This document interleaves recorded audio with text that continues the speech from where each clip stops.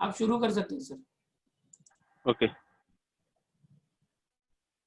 Good morning बच्चों। जैसा कि आप लोग जानते हैं कि कोरोना वायरस की वजह से ऑनलाइन लेक्चर लिया जा रहा है और मैं Rahul Dubey sir Maniklal Mehta municipal school से आज हम लोग इतिहास का पाठ 5 पढ़ेंगे, जिसका नाम है प्रसार माध्यम और इतिहास।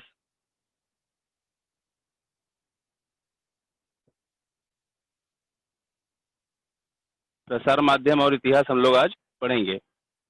तो बच्चों, प्रसार माध्यम और इतिहास ये आप लोग जानते हो कि जैसे कि नाम से ही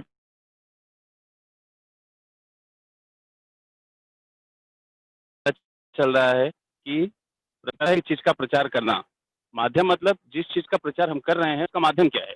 जैसे मुंह से किया जा रहा है, अखबार से किया जा रहा है, टीवी से किया जा रहा है, तो ये सब उसके माध्यम है। और इनके इतिहास है, मतलब इनकी शुरुआत कैसे, कहाँ से प्रचार या प्रसार की शुरुआत कहाँ से हुई और उनको किस तरह से फैलाया गया, किस तरह से उनका इतिहास है। आज हम उसके बारे में पढ़ेंगे। तो आप लोग से निवेदन है कि पाठ 5 का प्रसार माध्यम और इतिहास ये पाठ आप लोग ओपन कर सकते हैं। आपको ये इमेज दिखाई दे रहा होगा।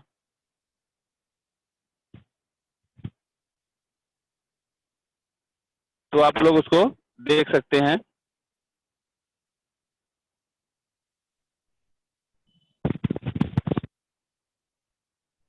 पाठ 5 का प्रसार माध्यम और इतिहास ओपन करिए और अपना चैप्टर वाला इमेज अभी मैं ओपन कर रहा हूं और आप लोग भी उसको ओपन करिए। ओके,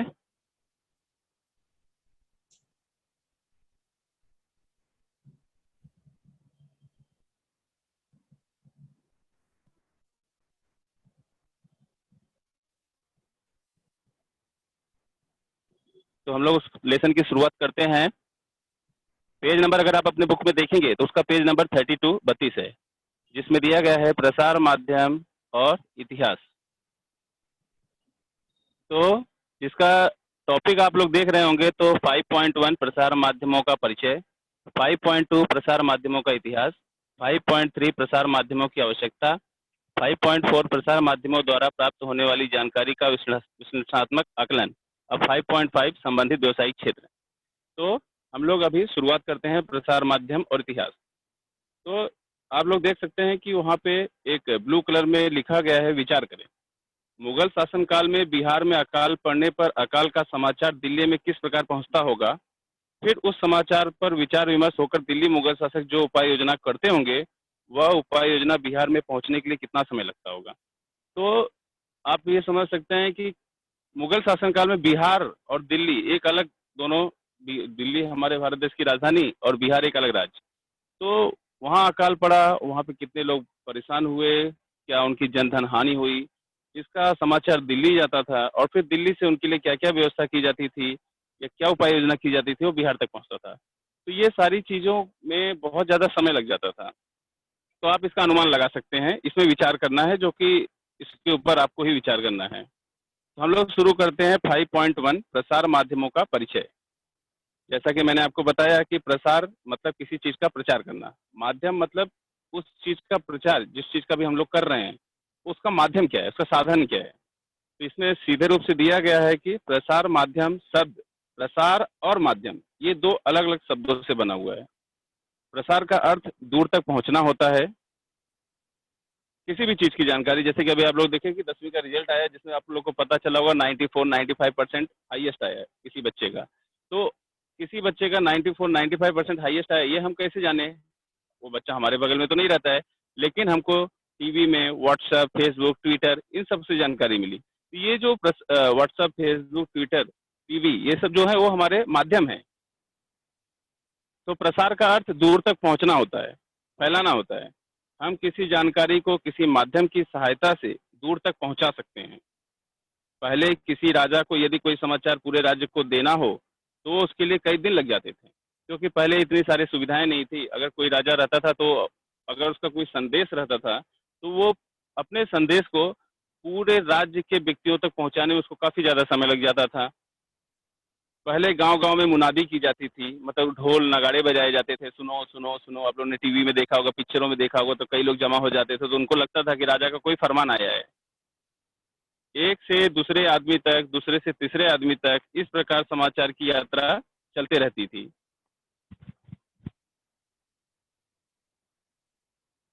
और इस तरह से समाचार सभी तक फैलते थे। तो ये बहुत ही सिंपल टॉपिक है, विषय है, और इस पे आप लोग देख रहे होंगे, इसमें ज़्यादा कुछ कठिन नहीं है। अगला हम लोग देखेंगे प्रसार माध्यमों का इतिहास। प्रसार माध्यमों का इतिहास में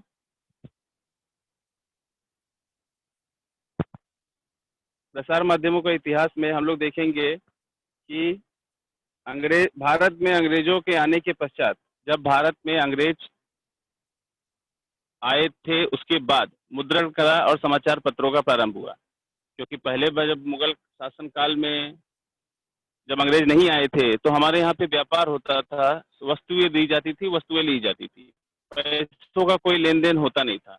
लेकिन जब अंग्रेजों के आ जाने के बाद मुद्रण कला, पैसे और समाचार पत्र का प्रारंभ हुआ, जो कि अखबार आप लोग जानते हैं आज की डेट में, दैनिक यशोभूमि, लोक सत्ता, लोकमत, नवभारत टाइम्स, या सभी समाचार पत्रों के कारण छपे समाचार पर सर्वत्र पहुंचने में सहायता प्राप्त होने लगे। समाचार पत्रों के कारण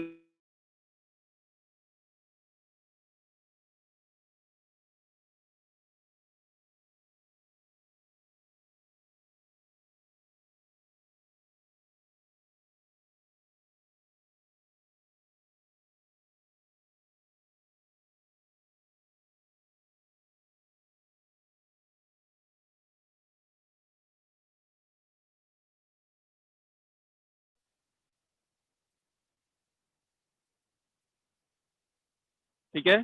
तो अब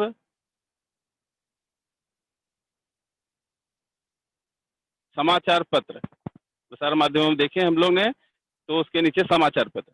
समाचार पत्र क्या होता है? समाचार पत्र उस प्रकाशन को कहते हैं जिससे मुख्य रूप से समाचार, संपादकीय लेख, लोगों के विचार, विज्ञापन, मनोरंजक और अन्य पूरक पठनीय सामग्री का समावेश रहता है। आप लोग बच्चे देखे होंगे समाचार पत्र में किस तरह से वहां पे दिया गया रहता है कि उसमें मुख्य रूप से समाचार दिए रहते हैं। वो समाचार जो ज्यादा जरूरी होते हैं वो पहले पृष्ठ पर छापे जाते हैं और उसको मोटे अक्षरों में छापे जाते हैं। संपादकीय होते हैं जो कि उसको लिखे रहते हैं, संपादकीय लेखकों के लेख लिखे होते हैं। अन्य लोगों के विचार क्या होते हैं। विज्ञापन मतलब एडवर्टाइज आप देखे होंगे, किसी भी शैम्पू का विज्ञापन, किसी भी तेल का विज्ञापन या किसी दवाई का विज्ञापन। अन्य और मनोरंजक, कुछ चुटकुले, कुछ आपको सुडोक, ये सभी रहते हैं उसमें। और इस तरह से अन्य पूरक पठनीय सामग्री का समावेश रहता है, तथा जो नियत समय पर और नियमित रूप से छपकर वितरित किया जाता है। आप लोग देखे होंगे आपके घरों में भी समाचार पत्र आते हैं। ये अलग बात है कि धीरे धीरे अब उसका अस्तित्व खत्म होने के कगार पर पहुंच चुका है, क्योंकि आजकल लोग मोबाइल में ही सारे अखबार समाचार पत्र पढ़ लेते हैं। समाचार पत्र स्थानीय, देशांतर्गत तथा विश्व स्तर के विभिन्न समाचार पहुंचाने का कार्य करते हैं। समाचार पत्र जो होते हैं वह स्थानीय मतलब अपने ही स्थान के, देशांतर्गत देश के अंदर, तथा विश्व स्तर तथा विश्व में क्या क्या हो रहा है, इस तरह के विभिन्न समाचार पहुंचाने का कार्य समाचार पत्र करते हैं। वर्तमान घटित घटनाओं को अंकित करने वाला समाचार पत्र अर्थात एक ऐतिहासिक दस्तावेज ही है। मतलब वर्तमान में एट प्रेजेंट जो भी घटनाएं घटित हो रही हैं, अंकित करने वाला मतलब वो छपने वाला समाचार पत्र जो है एक ऐतिहासिक दस्तावेज है। विश्व में यह एक इतिहास बन जाएगा। समाचार पत्रों का पूर्व रूप मतलब समाचार पत्र तो आज हम लोग देख रहे हैं कैसा है, लेकिन इसका पूर्व रूप क्या था, कैसे ये समाचार पत्र का मतलब विकास हुआ, इसका एक अपना स्तर इसने बढ़ाया। अब इसमें देखेंगे इजिप्ट। समाचार पत्रों का पूर्व रूप आप लोग देख रहे होंगे कि लाल अक्षरों में लिखा हुआ है। अब उसके बाद देखेंगे कि इजिप्त में ईसा पूर्व कालखंड में, ईसा पूर्व मतलब जब शताब्दी की शुरुआत नहीं हुई थी, तो ईसा पूर्व कालखंड में सरकारी आदेशों के उकेरे हुए शिलालेख सार्वजनिक स्थानों पर लगा रखते थे। मतलब पहले क्या होता था, ईसा पूर्व जब शुरू नहीं हुआ था तो उसके पहले ही अगर कोई सरकारी फरमान हुआ करता था तो उसको शिलालेख मतलब होता है पत्थर, पत्थर पर उकेरे मतलब पत्थरों को काट कर उस पर कुछ आदेश लिखे जाते थे और उसको एक सार्वजनिक स्थानों पर लगाए जाते थे, जैसे बाजार होता था, ऐसी जगहों पर जहाँ पे लोगों को आना जाना ज्यादा रहता था। तो लोग आते जाते थे और उसको सरकारी फरमान पढ़ लेते थे। प्राचीन रोमन साम्राज्य में सरकारी आदेश कागज पर लिखकर वे कागज अलग अलग प्रांतों में वितरित किए जाते थे। अब रोमन साम्राज्य में क्या था, प्राचीन रोमन साम्राज्य में जो सरकारी आदेश होते थे उसको एक कागज पर लिखकर और वो कागज अलग अलग प्रांतों में, अलग अलग जगहों पर, अलग अलग प्रांतों में उसको वितरित कर दिया जाता था। इससे क्या होता था कि अलग अलग जगहों पर जाने के बाद लोग उसको पढ़ते थे और उनको समझ में आता था कि सरकार क्या हमसे कहना चाह रही है। इसमें देश और राजधानी में घटित घटनाओं की जानकारी का समावेश रहता था। रोमन देश में और वहाँ की राजधानी में क्या क्या घटनाएं घटी हैं उस कागज में छपा रहता था। जूलियस सीजर के आधिपत्य में, जूलियस सीजर के शासनकाल में एक्टा डाइना, डेली एक्ट प्रतिदिन की घटनाएं, जिसको ब्रैकेट में देखिए लिखा है, उसका नाम था एक्टा डाइना नामक समाचार पत्र रोम में सार्वजनिक स्थानों पर लगाए जाते थे। सरकारी निवेदनों, ज्ञापनों का लोगों तक पहुंचाने का वह एक प्रभावी माध्यम था, वह एक सशक्त माध्यम था, लोगों तक वो पहुंचता था। 7वीं शताब्दी में चीन में सरकारी निवेदनों, ज्ञापनों का सार्वजनिक स्थानों पर बांटा जाता था।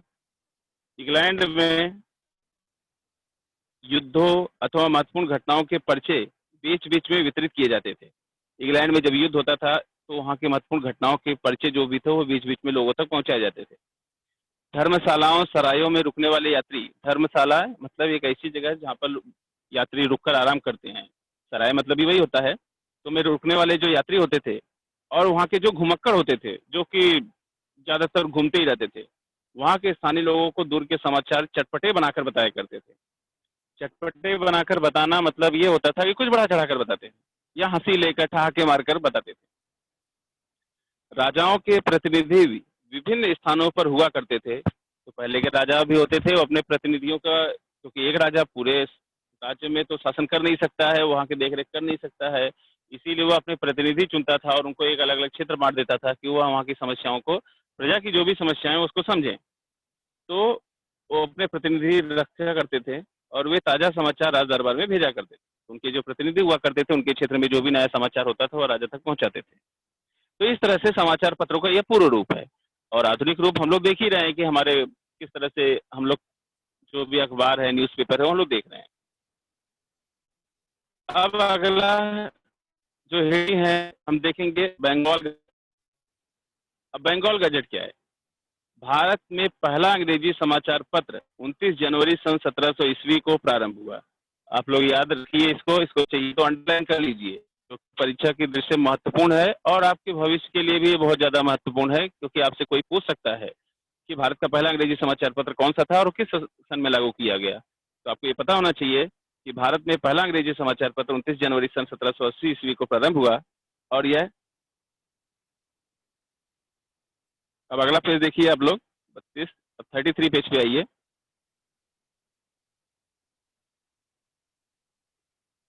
33। तो यह कोलकाता के जनरल एडवर्टाइजर अथवा बंगाल गजट के नाम से वह जाना जाता था। मतलब जो अंग्रेजी का समाचार पत्र जो लागू किया गया, पहला अंग्रेजी समाचार पत्र, वह कोलकाता जनरल एडवर्टाइजर अथवा बंगाल गजट के नाम से यह जाना जाता था। इसे जेम्स ऑगस्ट हिकी, इस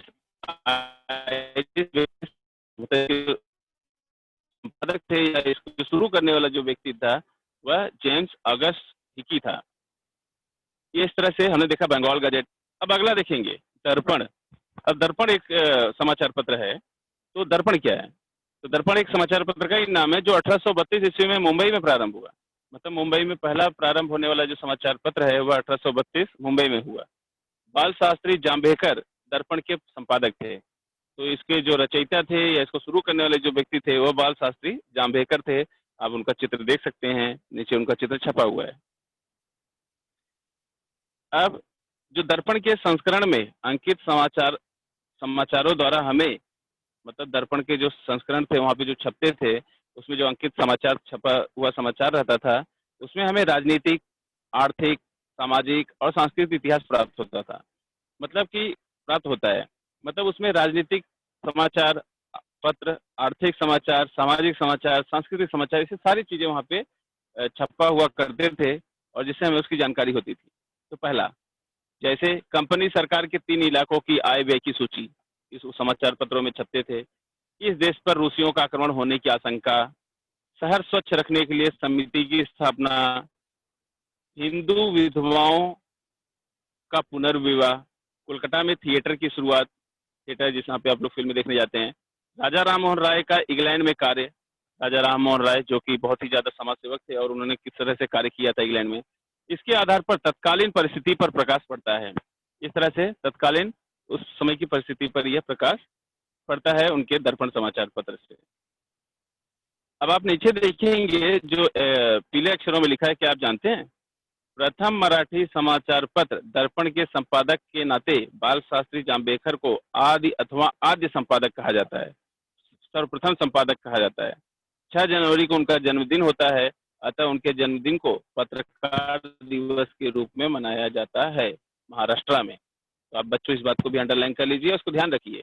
बाल शास्त्री जांबेकर जो कि महाराष्ट्र में समाचार पत्र शुरू करने वाले पहले व्यक्ति थे और इसीलिए इनको पत्रकार दिवस के रूप में इनके जन्मदिन को मनाया जाता है 6 जनवरी। अब अगला हम लोग देखेंगे प्रभाकर। यह भी एक समाचार पत्र है। इस समाचार पत्र को भाऊ महाजन ने प्रारंभ किया। उसमें फ्रांस की राज्य क्रांति का इतिहास, फ्रांस की राज्य क्रांति काफी ज्यादा इंटरेस्टेड है। अगर आप लोग इंटरेस्टिंग टॉपिक है, अगर आप लोग इसको कभी आपको फुर्सत मिले तो उसको पढ़िए। फ्रांस की राज्य क्रांति, फ्रांस की राज्य क्रांति का जनक रूसो, इसके पहले था रूसो को फ्रांस की राज्य क्रांति का जनक कहा जाता था।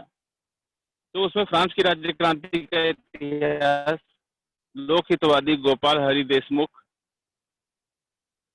के सामाजिक पुनर्जागरण पर लिखे हुए सतपत्रे 100 पत्र प्रकाशित हुए। तो इस तरह से प्रभाकर। अब ऊपर आइए, दूसरा है ज्ञानोदय। अगला है ज्ञानोदय। यह भी एक समाचार पत्र है जो कि 1842 ईस्वी में एशिया महाद्वीप का और 1851 ईस्वी में यूरोप का मानचित्र छापे गए। तो ज्ञानोदय समाचार पत्र में 1842 ईस्वी में एशिया महाद्वीप का एक मानचित्र छपा और 1851 में यूरोप का मानचित्र छपा। आप लोग नक्शे में भूगोल का पाठ पढ़ते ही हैं, भूगोल का किताब पढ़ते हैं, तो आप लोग इसमें देखे होंगे किस तरह से नक्शे छापे जाते हैं। मराठी समाचार पत्र में प्रथम चित्र छापने का सम्मान ज्ञानोदय को प्राप्त है। यह भी आपके लिए एक इम्पोर्टेंट लाइन है, आप इसको भी याद रखिए कि पहले समाचार पत्र छपते थे लेकिन चित्र छापने का जो श्रेय है वह ज्ञानोदय को ही दिया गया है। बिजली की सहायता से समाचार पहुंचाने का यंत्र अर्थात टेलीग्राफ का प्रारंभ 1852 ईस्वी में हुआ। यह जानकारी ज्ञानोदय द्वारा प्राप्त होती है। भारत में पहली रेल चली, यह समाचार ज्ञानोदय में चाक्या मसोबा शीर्षक में छपा था। एक टाइटल है चाक्या मसोबा और इसमें छपा गया था कि भारत में पहली रेल चालू हुई।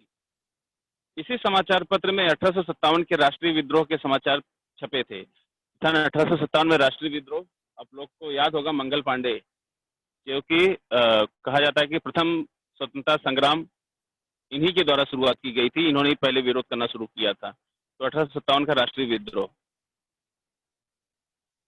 समाचार पत्र सामाजिक पुनर्जागरण का कार्य करने वाला महत्वपूर्ण माध्यम है। समाचार पत्र एक समाज में पुनर्जागरण मतलब एक आंदोलन लाने वाला, एक व्यक्तियों में एक जोश भरने वाला, एक नया सोच पैदा करने वाला यह समाचार पत्र एक महत्वपूर्ण माध्यम होता है।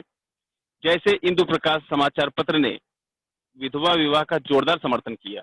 अब जैसे बताया गया है कि फॉर एग्जाम्पल इंदु प्रकाश, यह एक ऐसा समाचार पत्र था जिसने विधवा विवाह के लिए जोरदार समर्थन किया था कि नहीं, विधवाओं का विवाह होना चाहिए। क्योंकि प्राचीन काल में जिस स्त्री का पति खत्म हो जाता था तो वो औरत को सती प्रथा कर दिया जाता था, वो अपने पति के साथ जल जाती थी। लेकिन बाद में इस चीजों को लोगों ने विरोध किया और इस तरह से वापस बोला गया कि जब पुरुष की पत्नी मर जाती है तो वो शादी कर सकता है, तो स्त्री का पति मर जाता है तो उसको भी शादी का अधिकार है। तो इस तरह से इंदु प्रकाश समाचार पत्र ने विधवा विवाह का जोरदार समर्थन किया। बहुजन समाज का मुख्य पत्र दीनबंधु कृष्णदास भालेकर, जो महात्मा ज्योतिराव फुले के सहकारी थे, उन्होंने प्रारंभ किया। इस समाचार पत्र द्वारा हमें बहुजन समाज की समकालीन परिस्थिति का बोध होता है। मतलब पहले जो ऐसा कहना नहीं चाहिए लेकिन बोलते हैं कि ये बड़ी जाति का अत्याचार होता था, उनके साथ बहुत सारे गलत हरकतें की जाती थी, तो वो सारी चीजों का हमें समाचार पत्र में बोध होता है। अब अगला जो समाचार पत्र है केसरी और मराठा। स्वतंत्रता पूर्व समय के भारतीय समाचारों के इतिहास में महत्वपूर्ण चरण के रूप में केसरी और मराठा समाचार पत्रों का उल्लेख किया जाता है। स्वतंत्रता पूर्व मतलब स्वतंत्रता मिलने से पहले के समय के भारतीय जो समाचार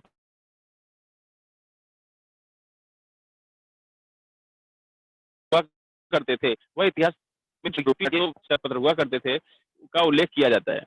ये समाचार पत्र 1881 ईस्वी में गोपाल गणेश आगरकर और बाल गंगाधर तिलक ने प्रारंभ किए थे। तो ये दो व्यक्ति हैं, गोपाल गणेश आगरकर और बाल गंगाधर तिलक। इन्होंने सन 1881 में यह केसरी और मराठा समाचार पत्र शुरू किए थे। इन समाचार पत्रों द्वारा तत्कालीन सामाजिक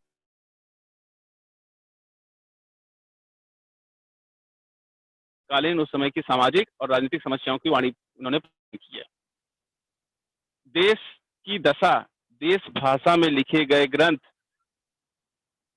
और विलायत की राजनीति, विलायत मतलब किसी राज्य को अपने राज्य में मिला लेना, विलय कर लेना, इन विषयों के आनुषंगिक रूप से केसरी ने लिखना प्रारंभ किया। 21वीं शताब्दी में समाचार पत्र लोकतंत्र के चौथे स्तंभ के रूप में भूमिका निभा रहे थे। यह एक महत्वपूर्ण साधन बन चुका था लोगों के लिए। लोग सुबह उठकर चाय बाद में पहले समाचार पत्र पढ़ना पसंद करते थे। अब अगला देख सकते हैं आप, पत्र पत्रिकाएं निश्चित समयावधि में प्रकाशित, मतलब एक सही समय पर, निश्चित समयावधि मतलब एक सही समय पर जो प्रकाशित किया जाता है। अब आप पेज नंबर 34 पे आ जाइए। तो निश्चित समयावधि में प्रकाशित होने वाले मुद्रित साहित्य को पत्रिका कहते हैं। जो एक निश्चित समय पर छपता है, ऐसे साहित्य को पत्रिका कहते हैं। जो होते हैं ये डेली नहीं छपते हैं, ये पत्र पत्रिकाएं। इनका ऐसा होता है कि वो एक हफ्ते में छपते हैं, 15 दिन में छपते हैं, महीने में छपते हैं, 6 महीने में छपते हैं, या तो साल में एक बार छपते हैं। तो इस तरह से ये पत्र पत्रिकाएं होती हैं। ये न्यूज़पेपर नहीं होते हैं, लेकिन इसमें भी काफी ज्यादा खबरें होती हैं। इसमें साप्ताहिक मतलब हफ्ते में एक बार, पाक्षिक 15 दिन में एक बार, मासिक, पाक्षिक मतलब 15 दिन, मासिक मतलब 1 महीने में एक बार, त्रैमासिक मतलब 2 महीने में एक बार, त्रैमासिक मतलब 3 महीने में एक बार, षष्ठ मासिक मतलब 6 महीने में एक बार, वार्षिक मतलब साल में एक बार पत्रिका का समावेश होता है। इसके अतिरिक्त और एक प्रकार है, वह है अनियतकालिक पत्रिका, जो कि कभी भी छप सकती है। अनियतकालिक पत्रिकाओं के प्रकाशन का कोई निश्चित समय नहीं होता है, वह कभी भी छपती है। तो इस तरह से पत्र पत्रिकाएं हैं।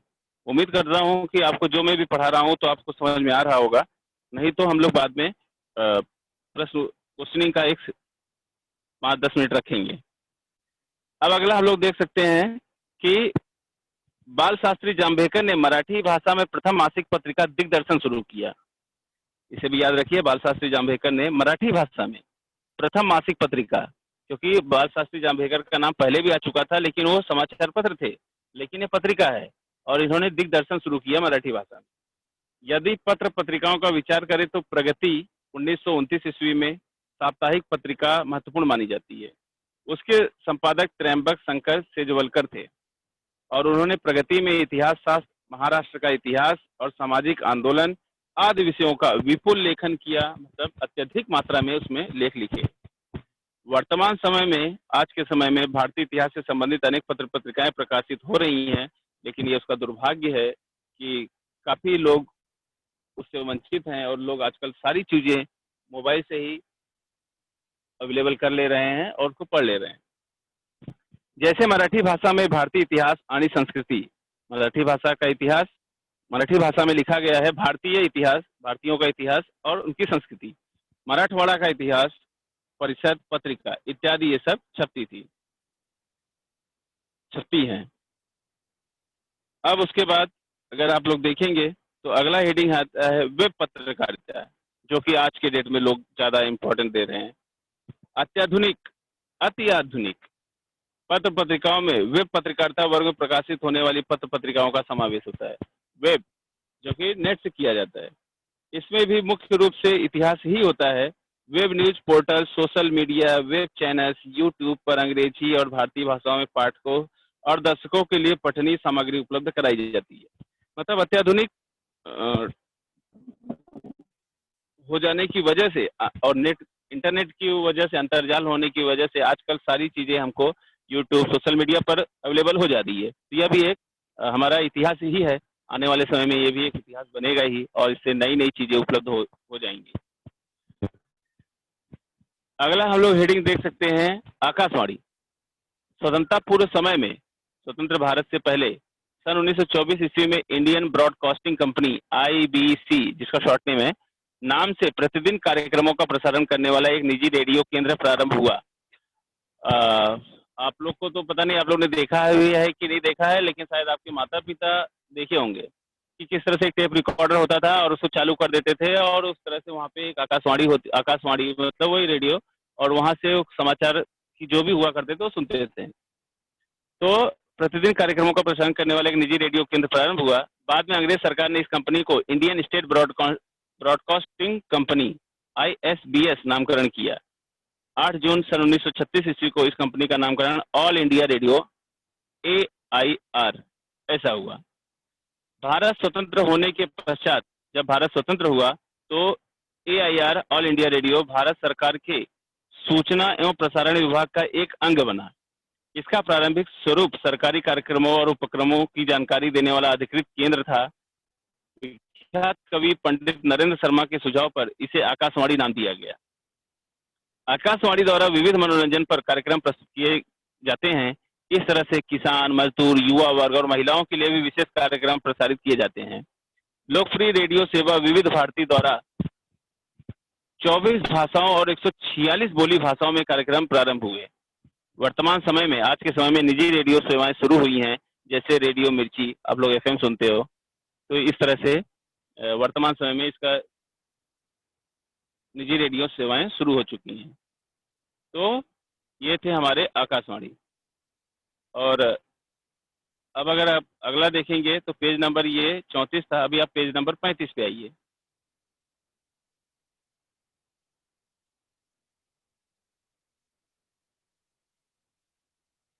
पैंतीस पे आइए। तो अगला देखेंगे दूरदर्शन।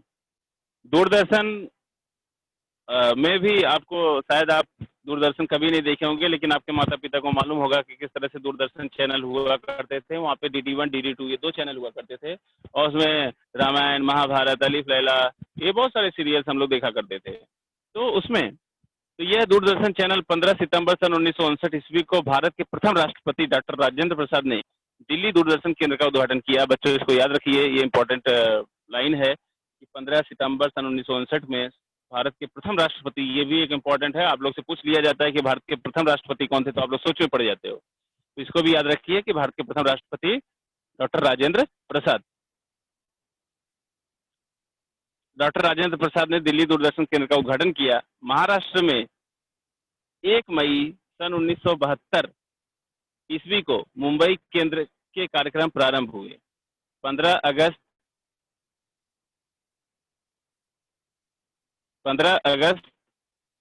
1982 ईस्वी को रंगीन दूरदर्शन का आगमन हुआ और सन 1991 ईस्वी में विदेशी और देसी निजी चैनलों का केबल तकनीकी का उपयोग कर कार्यक्रम प्रसारित करने की अनुमति प्रदान की गई।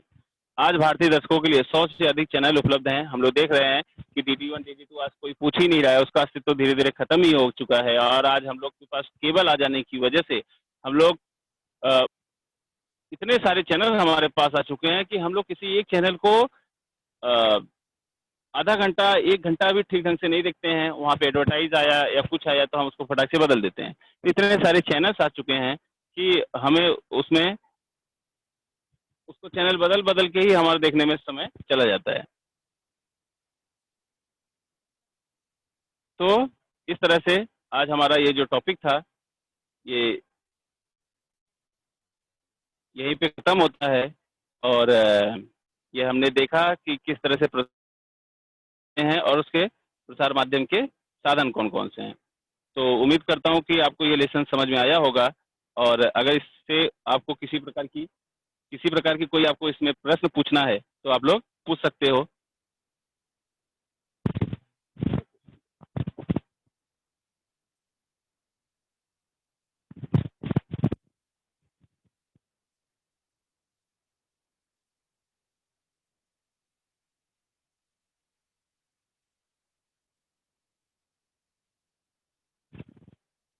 हेलो।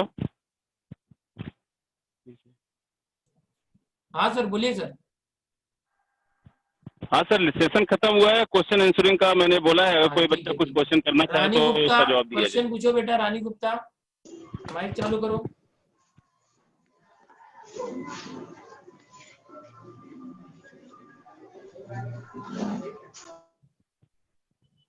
सभ्य गुप्ता, माइक चालू करो बेटा।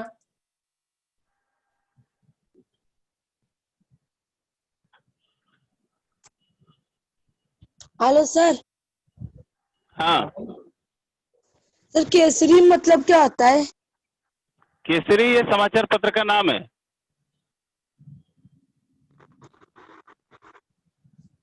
चलो दूसरे, रंजीत। फिर वेब यानी क्या है? हाँ, वेब पत्रकारिता। वेब पत्रकारिता जो हम लोग वेब डिजाइन करते हैं, इंटरनेट से हम लोग जो भी है ना, www ऐसा करके करते हैं ना, वेब से डिजाइन करते हैं हाँ, इंटरनेट से, उसे कहते हैं। Thank you sir. ओके, और कुछ? लोकेश पटेल।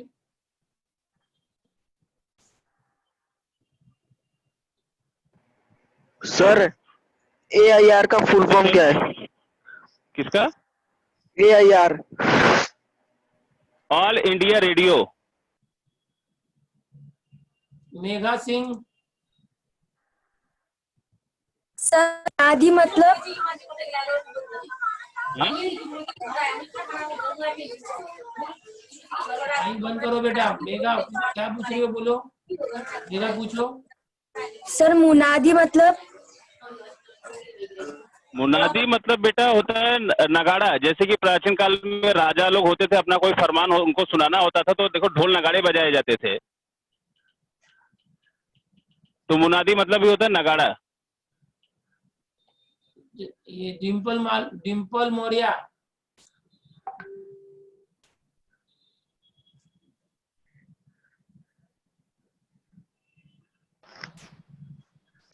सर हाँ, लोकहितवादी मतलब? क्या हुआ बेटा? लोकहितवादी।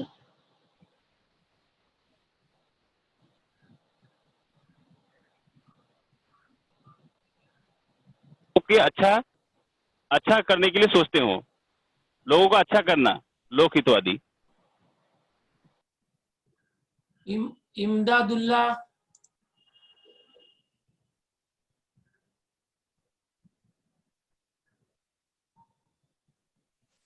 हेलो अंजलि। सर।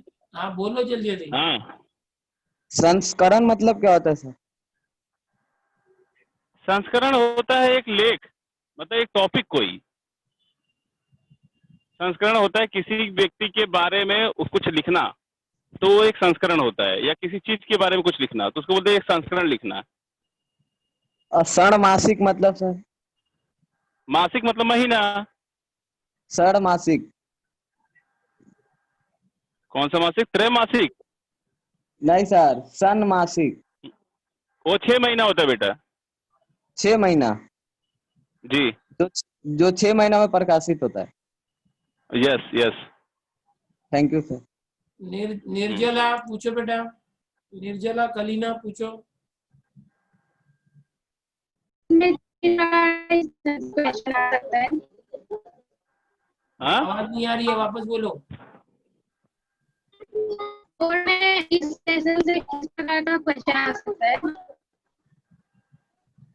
बेटा आप कहीं ऐसी जगह हो जहाँ पे आपका आवाज ब्रेक हो रहा है। सर बोर्ड में किस टाइप का क्वेश्चन आता है, ऐसा पूछ रही है वो, इसमें से। अच्छा, बोर्ड में किस टाइप का क्वेश्चन आता है?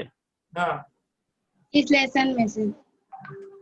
बोर्ड में तो देखो बच्चों को ऐसा है ना कि ऑब्जेक्टिव्स आते हैं, जैसे कि आपको फिल इन द ब्लैंक्स, रिक्त स्थान आते हैं, और ये एक ऐसा लेसन है कि जिसमें आपको कुछ याद करने की जरूरत नहीं है।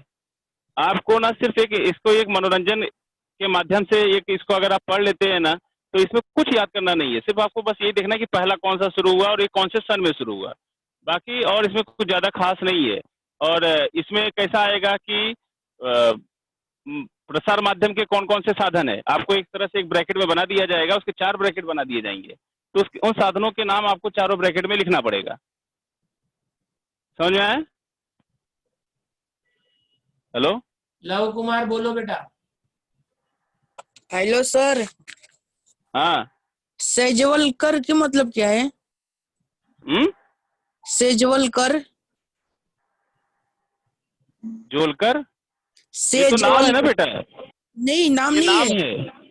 हाँ, नाम है सर क्या ये नाम लिखा है? हेलो, हाँ। सेजवलकर ये सर नाम है हाँ। जी, ठीक है। इलानी शाह, करण कुमार, करण कुमार बोलो। जयबा शेख बोलो। हेलो सर, बोलो हाँ। बोलो। दिग्दर्शन मतलब क्या होता है? दिग्दर्शन। दिग्दर्शन पत्रिका। ये पत्रिका है। हाँ। अच्छा, thank you sir. Arif Hussain Paspoli. Hello sir, good morning. Good morning बच्चे, बोलो। सर WHO का मतलब क्या होता है? WHO मतलब वर्ल्ड हेल्थ ऑर्गेनाइजेशन, विश्व स्वास्थ्य संगठन। Okay sir. लेकिन ये तो इस टॉपिक में था ही नहीं, एक ये सेकंड। तो आप अलग से पूछ रहे हो। अंशु सिंह पूछो बेटा, अंशु सिंह।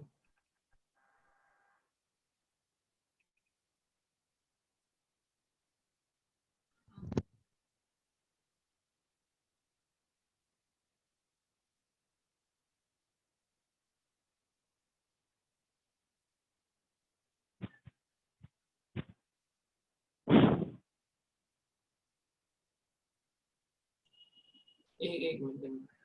मंजू सिंह पूछो बेटा, माइक चालू करके। अभी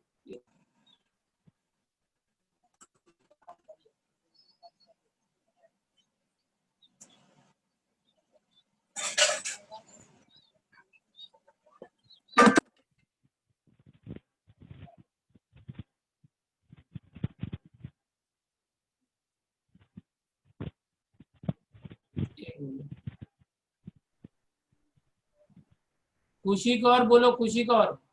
सर, दूरदर्शन का मतलब?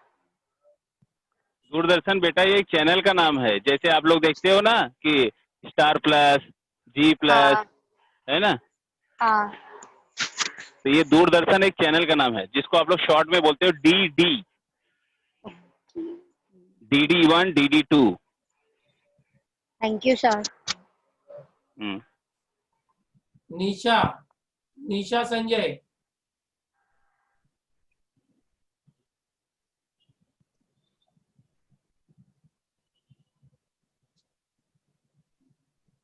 बोलो बोलो निशा संजय।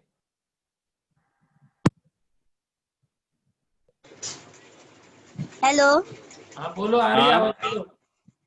सर, इसका नाम ऑल इंडिया रेडियो ही क्यों पड़ा? कुछ और भी तो पढ़ सकता था। बेटा क्योंकि हम भारत में रहते हैं तो भारत में तो इसीलिए इंडिया का नाम दिया गया है।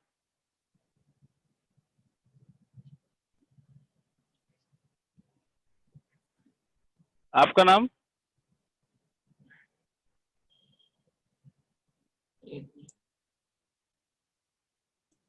अभी लगभग सभी हेलो। क्वेश्चन ले लिए हमने, बहुत यस सारे। सर। सिया एक और है, लेते सिया, सिया सरस्वती बाग, सिया।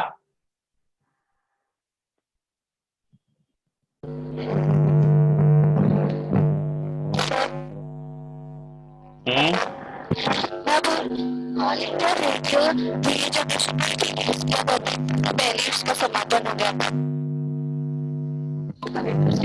आवाज नहीं पहुंच रही है। प्रॉब्लम है बेटा, समझ में नहीं आ रहा है।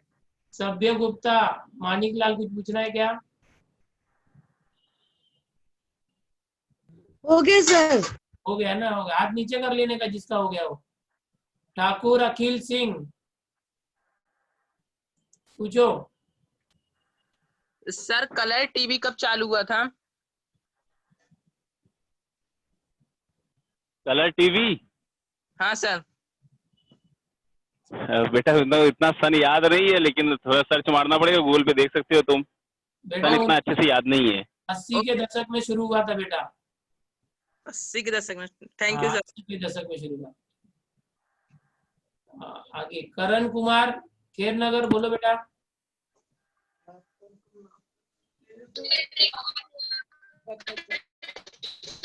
सर विपुल लेखन क्या है?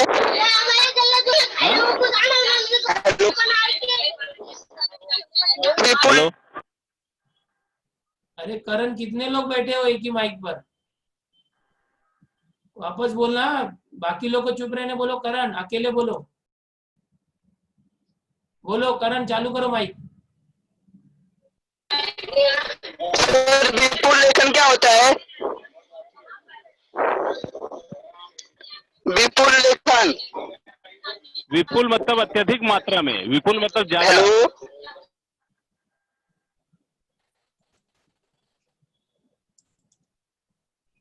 समझ में आया बेटा? विपुल मतलब अत्यधिक मात्रा में। Okay sir, thank you sir. Okay sir, खत्म हो गया क्वेश्चन आंसर सेशन सर।